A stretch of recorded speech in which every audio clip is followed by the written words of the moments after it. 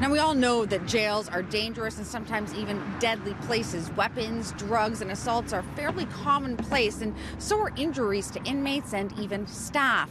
Now, last year, the government tried to make jails a little bit safer. They introduced high-tech body scanners in an effort to try and curb weapons like this from getting inside.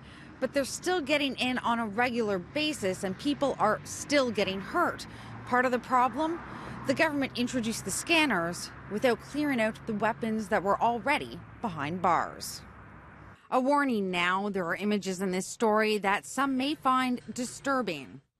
There's still lots of contraband, ceramic, razor blades in the institutions. And how are you going to find it if you can't search? Luck.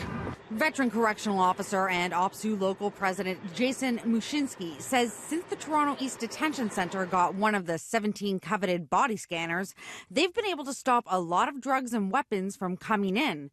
But earlier this week, an inmate was slashed, requiring several stitches by a ceramic blade, a weapon that was likely hiding in the jail for months or even years. Inmates have been injured and staff have been injured. As City News first reported last August, the Ministry of Correctional Services has spent $10 million on body scanners to stop contraband from entering jails, but they didn't clear out the stuff that was already there.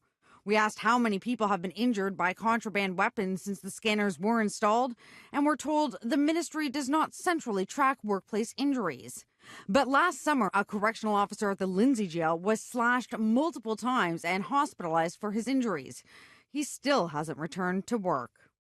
At Toronto East Detention Centre, there has not been an institutional search with the full body scanner since it was introduced. It's the same story at 15 of the other jails that have one of these high-tech, high-priced scanners.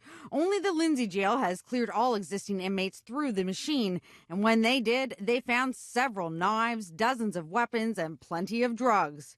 But no other jail has been allowed to do the same. Time and time again, our corrections officers have requested the government to allow them to perform a full sweep of the facilities to eliminate any doubt of contraband being in the facilities. The use of the body scanners would be more effective because you've already eliminated the threat and you've identified whether there was existing contraband inside. In a statement, ministry spokesperson Andrew Morrison writes that the ministry continues to explore further options with OPSU, the Ministry Employee Relations Committee, and the Provincial Joint Occupational Health and Safety Committee. However, the ministry has already backpedaled on a former minister's plan to allow Maplehurst to conduct those searches.